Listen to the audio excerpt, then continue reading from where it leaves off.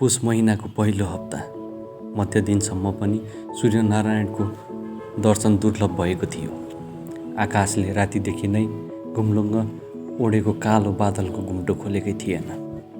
तल बादलको आसनी माथि सूर्यको रापबाट बादलमाथिको आकाश तातेको हुँदो हो सायद। धरती भने थप चिसिएको थियो। रातभर आकाशले आँसु चुहाएकोले बिहानसम्ममा तुषारो बनेर धरती पुरै सेताम्य देखिने गरी छापिएको थियो।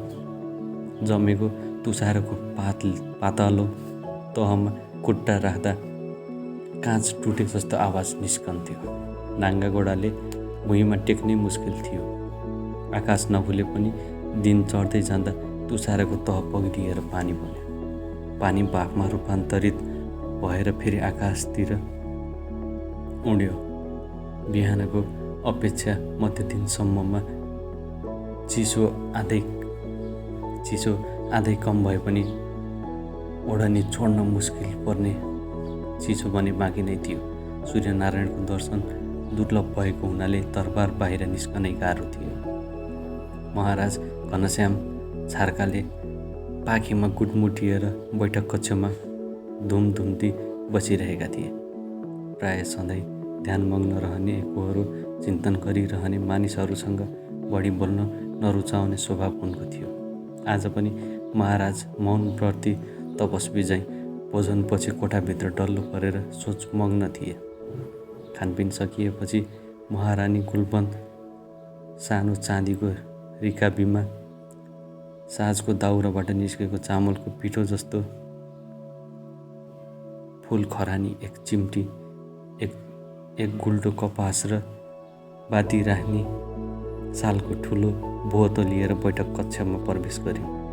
महारानी आफ्नो छेउमा आएर बसिसक्दा पनि महाराजको भावमुद्रामा कुनै परिवर्तन देखिएन। उनका आँखा एक नाससँग भित्तामा ठोकिए गरिरहे। प्रस्तर मूर्ति जस्तै निश्चल बनिरहे। उनको ध्यान भङ्ग भएन। महाराजको स्वभावसँग महारानी परिचित थिइन्। उनलाई ध्यान चिन्तनबाट अलग गाएर वार्तालापमा सामेल गराउन पापड बेल्नु पर्थ्यो। एकहोरो जति कुरा गरे पनि हो, होइन, हुन्छ, हुन्न जस्ता संक्षिप्त प्रतिक्रियात्मक आवाज निकालेर बसिरहने बानी थियो। जुनसुकै विषयमा पनि झट्टै खुल्न आनाकानी गर्ने, विषयको तहमा पुगेर विचार गर्ने, तर्कसँग निर्णय दिने विलक्षण स्वभाव महाराजको थियो। महाराजलाई घरायसी वार्तामा सरिक गराउने उद्देश्यले महारानीले कुरा सुरु गरे। महाराज दैत्य कथाको कन्जोस जस्तै होइसिन्छ भन्ने। महाराजको ध्यान खुलेकै थिएन। महारानीको चाल मात्रै होइन, आवाजतिर पनि महाराजको ध्यान थिएन। महारानीको बोली महाराजको कर्ण विवरणबाट भित्र छिरेर पर्दामा ठोकिए पनि बाहिरै फर्केको थियो। भित्री चेतनाले ग्रहण गरेकै थिएन। मस्तिष्कसम्म आवाज पहिचानको लागि सन्देश पठाउने कर्तव्य उनको तन्त्रिका तन्त्रले निर्वाह गर्दै गरिदिएन। त्यसैले महारानीको आवाज कानको पर्दाबाटै बहिरङ्ग फर्किएको थियो। महारानीले के भनेकी थिइन् भन्ने कुराको जानकारी महाराजलाई भएन। त्यसैले महाराज झसङ्ग भए। खङ्ग्रङ्ग परेर झस्के जस्तो देखिए। के सोध्यो महारानी भन्ने भाव महाराजका आँखामा स्पष्ट देखियो। धन्न कलियुगमा जन्मिसेछ र पो महाराज। सत्ययुगमा जन्मेका भए त महाराज ठुलो तपस्वी होइसिन्थ्यो होला। स्वामी महाराजको ध्यान भङ्ग गर्न रम्बा तिलोत्तमा जस्ता अप्सराले पनि सक्दैनथे होला। महारानीले किञ्चित मुस्कुराएर छेड हाने।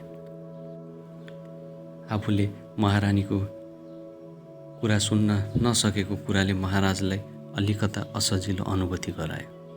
आफ्नो अन्तर्मुखी स्वभाव कहिले काहीँ उनी आफैलाई मन पर्दैनथ्यो, बिझाउँथ्यो। रानीलाई महत्त्व नदिए जस्तो पर्न गएको कुराले अलिकता अपराध बोध पनि गराएको थियो। त्यसैले वातावरण हलुको बनाउने गरी रानीसँग जिस्कने मुडमा पुगेका राजाले कुरो फर्काए।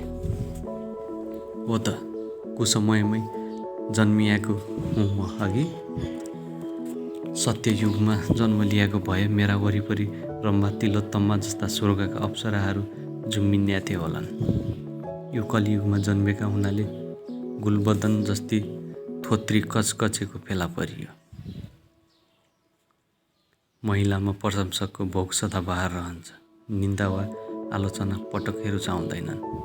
त्यसमाथि रूपको आलोचना त झन् उनीहरूलाई सह्य हुँदै हुँदैन भनिन्छ। लोग्ने मान्छेमा पुरुषत्व र महिलामा रूपको अभिमानले चुनौती सहँदैन रे।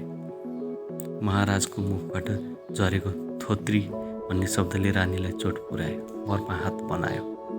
उनको अनुहारमा कालो बादल उत्पन्न भयो। त्यसैले अलि खस्रो गरी जवाफ फर्काइन्।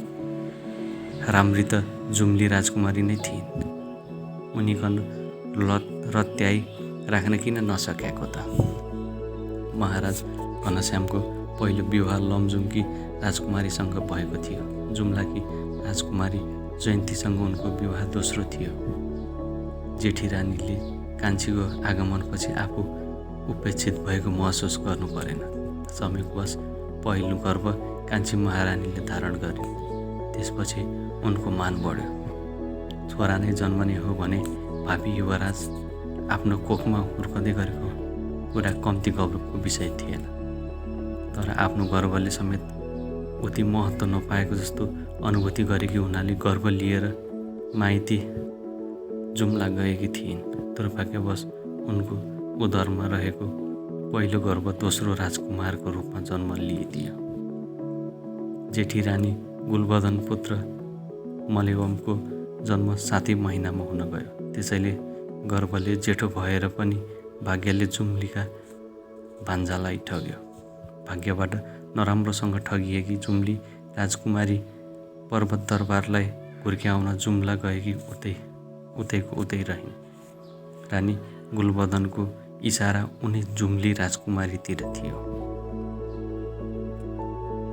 आफूले गरेको परिहास रानीको मर्ममा लागेछ भन्ने बुझेका महाराज पगाउने शैलीमा बोले, धत्तेरीका, उमेरमा त मेरी महारानीका अगाडि रम्भा तिलोत्तमाहरू पनि फिका देखिन्थे होला।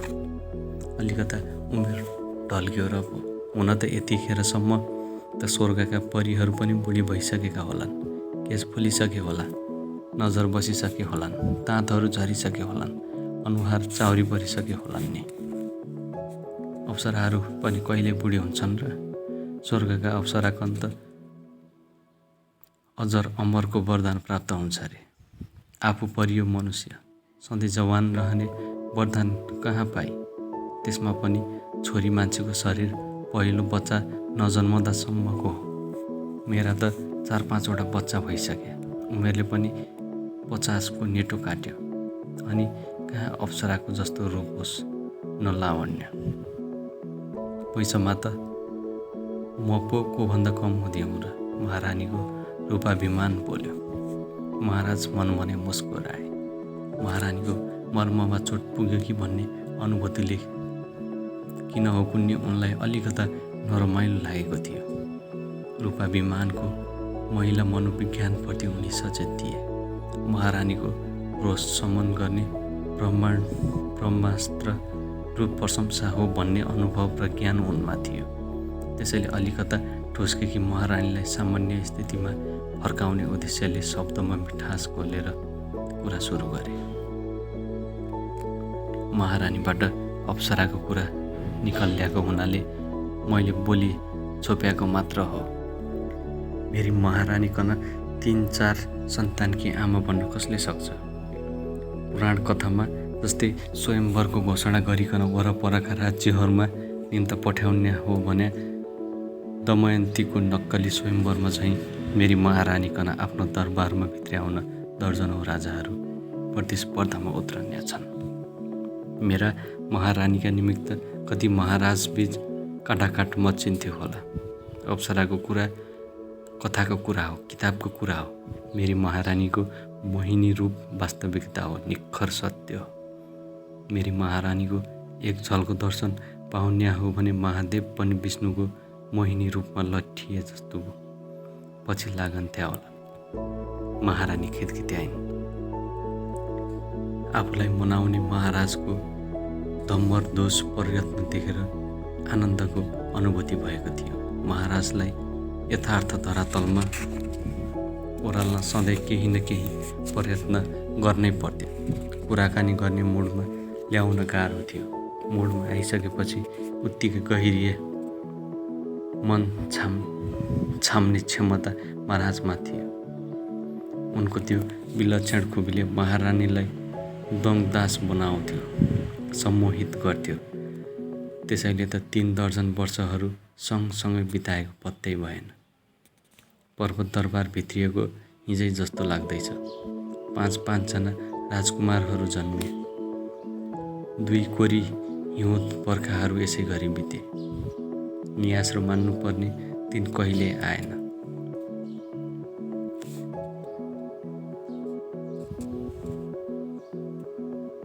महारानीलाई आफ्नै मनसँग भुलेको देखेर महाराजले वार्तालाप अघि बढाए।